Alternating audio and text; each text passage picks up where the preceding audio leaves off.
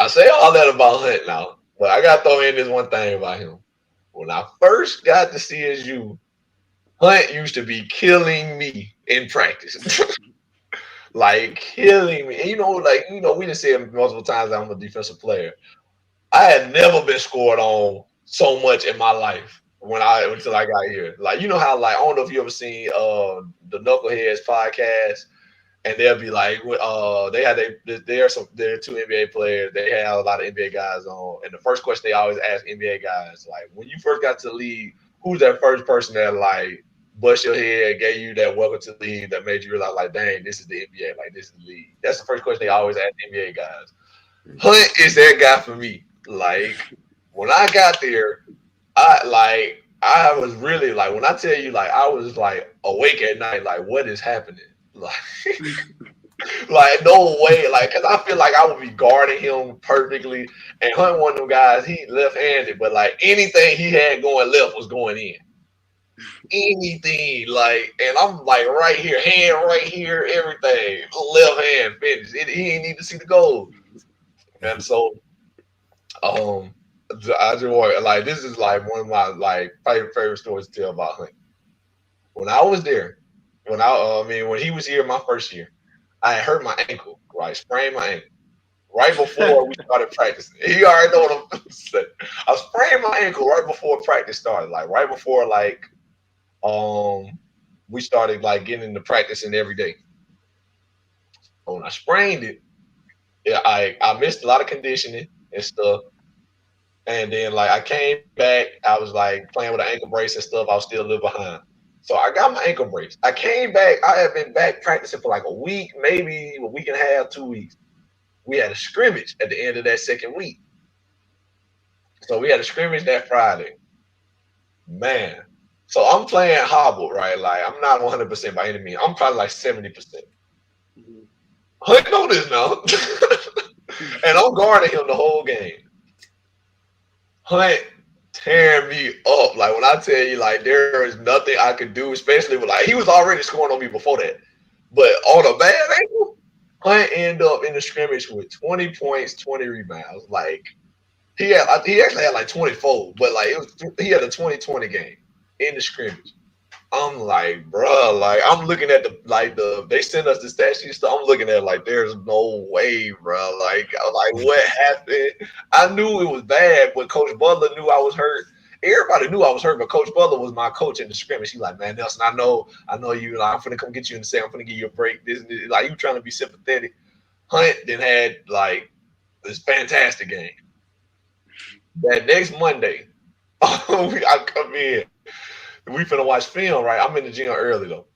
We finna watch film. I see Coach Butler. Coach Butler said, "Hey, we finna watch film on the scrimmage today. Just have your big boy pants on." He says, "Have your big boy pants on. All right. You finna have your welcome to Columbus State." These are his words. You finna have your welcome to Columbus State. I'm like, "What you mean?" He said, "Just know, like, you finna be on more finna be on your head than film. Like, I just want you to be ready. Know that it's coming. Take it on the chin." I said, "Coach Butler, like, does he not realize I was hurt? Like, I'm playing." Like, he's like, "Yeah, man, I know.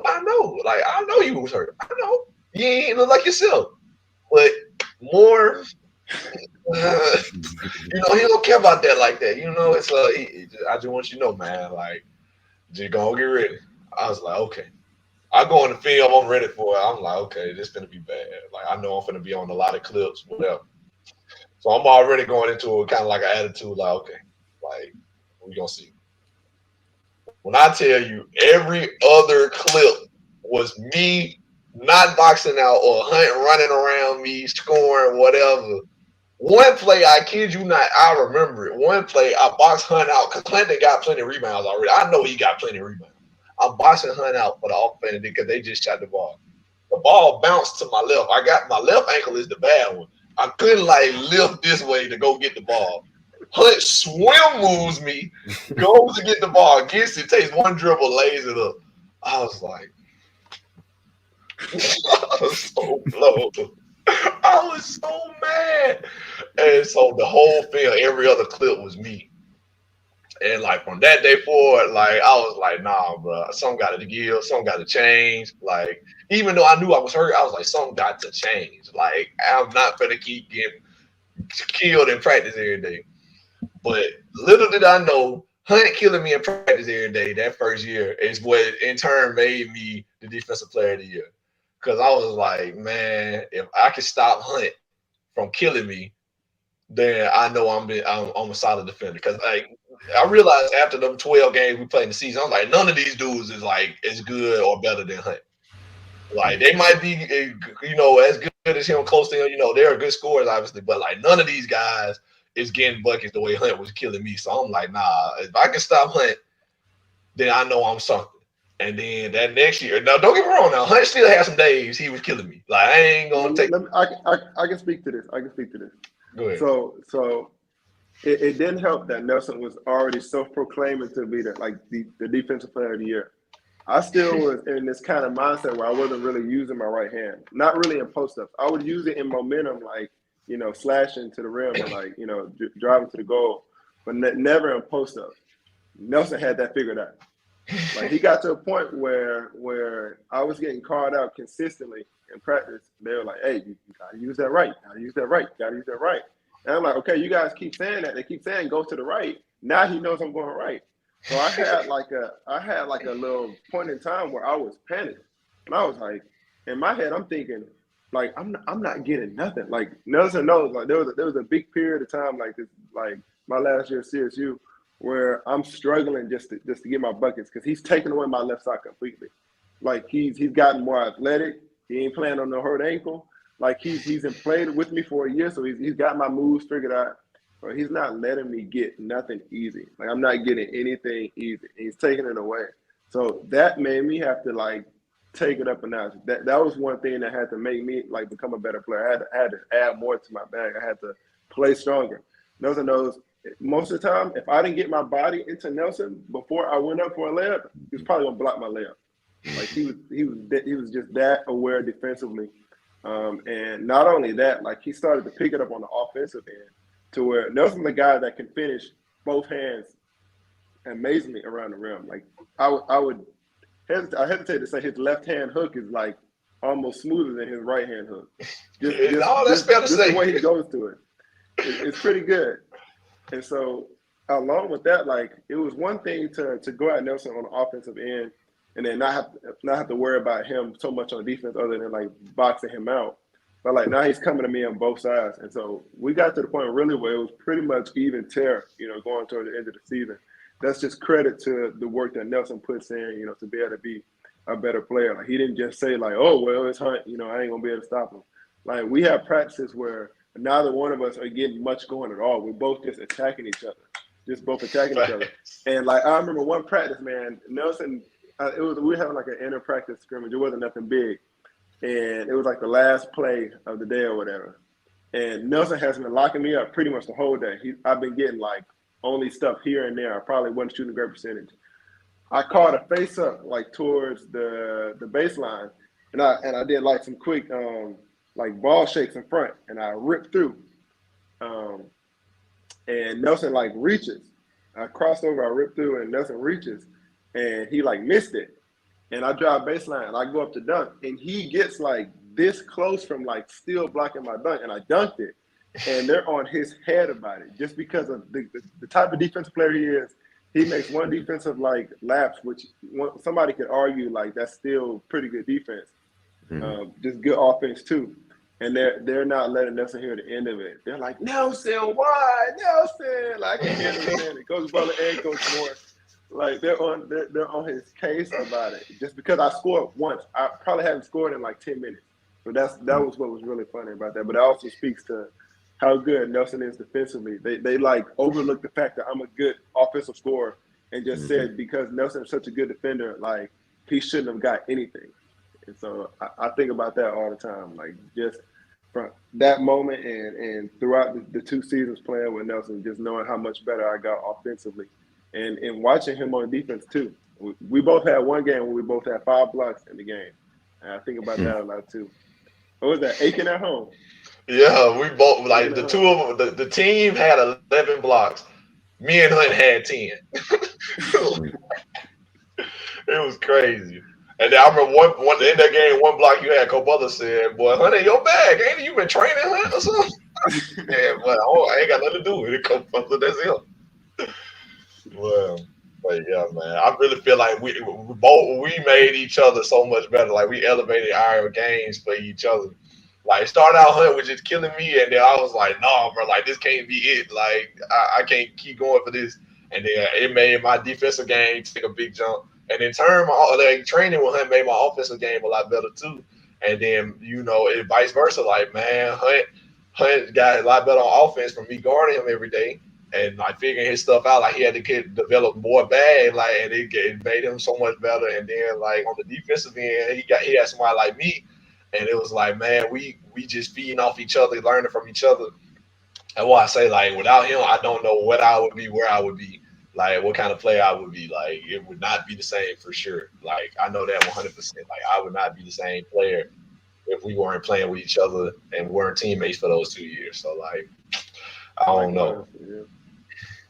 Man, from hearing what I heard, what I know now about Coach Moore, like the stories and stuff, and me being a trainer, Coach Moore played some Jedi mind tricks on y'all. Like he had the coaching staff be like, "Hey, Hunt, Nelson lock you up, so I'm just letting you know, bro, you ain't doing that." Like, he playing Jedi mind tricks, and that was definitely days. Nelson, you ain't doing nothing on him, bro. Like, why he eat on you like that? So it's like then he got it playing in y'all mind. So now it's iron sharpen iron. So it's like, man, I gotta go at Hunt. Dang, I gotta go at Nelson. So now my best two bigs going mono and mono. You can't help but get better with that. So like being a trainer, I see what Coach Moore doing. Like if he would let you kind of give you a little pat on the back, "Are you all right, Nelson? Your ankle kind of messed up, whatever." You would have been like, "All right, cool." You probably would have been coasting on like you've been before. But now you like, "Oh nah, bro. Like ankle, no ankle, knee. I don't care what it is, bro. Like I'm finna come at Hunt head." So now 100%, like you said, Hunt, Nelson came back and it's like, "Oh snap, let me get in my bag now." That's like, "Oh, he got in the bag. Let me get in my defensive bag." So now y'all just boom, boom, boom, boom, boom. So like, ain't that nothing but a little Jedi mind trick, and then y'all got it in y'all head to it. It's like, all right, bro, iron sharpens iron. So it ain't no ill will, nothing. It's just a competitive spirit that y'all had, like that was established by him. So y'all got played, but play in a good way. He definitely used to do that to us though. Bro, remember the first person to score on the other person in practice. Hunt, he on your head. He killing you. Like they trying to turn us into enemies. Yep. Boy, that play he talking about where he took me baseline and I reached and then he ended up dunking the ball. They was really on my case, but like he not exaggerating. They was mad about that. They was on my head about that. Then after the fight, Hunt was like, somebody was supposed to have your help. Hunt made me feel better. He was like, somebody was supposed to have your help. I was like, yeah, somebody was supposed to have my help. Nobody was there. Hunt didn't beat me baseline to dunk the ball. Nobody there. But they looking at me. In the middle of the goal, like went curved, dunked it around the front of the goal. So that means like I obviously didn't have nobody like looking. They were all just like watching, like they always do. No, literally. He said somebody was supposed to have your help. Like I went to he said I went baseline, went to the middle, dunked the ball. Nobody was even there. I said, you know what? Somebody would. Like, that's crazy. But I mean, I guess I try to take it as a compliment. Like, guys don't expect me to just get beat so bad or whatever. And like they not expecting that to help. But like in reality, like, yeah, one of y'all was supposed to be here. I don't know which one it was, but that was the type of practice we used to have, like going at each other. So yeah, you're right though. They definitely used to play us against each other. So mental toughness is one of the biggest things that I know pretty much every coach preaches to the players, and also one of the biggest factors in the players' game is the mental toughness. So I know that a lot of coaches wish their players would be mentally tougher, and they struggle with teaching them and understanding what mental toughness is to apply it to the game. So to help you guys out, I wrote a whole ebook breaking down what mental toughness is, different factors that make up what mental toughness is, and different ways that you can apply it to your life and your game, because it's a good blend of the player and the person of how both sides of you can grow in your mental toughness. So I broke it down in an ebook, the Mental Toughness Playbook. The whole ebook is about 50 pages, a little less than 50 pages, easy to read. a simple breakdown of what mental toughness is, different factors and different areas in it that impact your mental toughness, and how you can grow and develop in there. So if you're interested in it, send the description below. So go ahead and look into hit that link and invest into yourself by investing into your mindset and mental toughness, because I personally believe that your brain and your mind is so much powerful than you give it credit. So invest into your mindset, and then your body will follow afterwards. So the Mental Toughness Playbook, get the ebook below. If you tune into it, thank you. I appreciate it. If not, it's fine. Get back to the rest of the episode. See you later.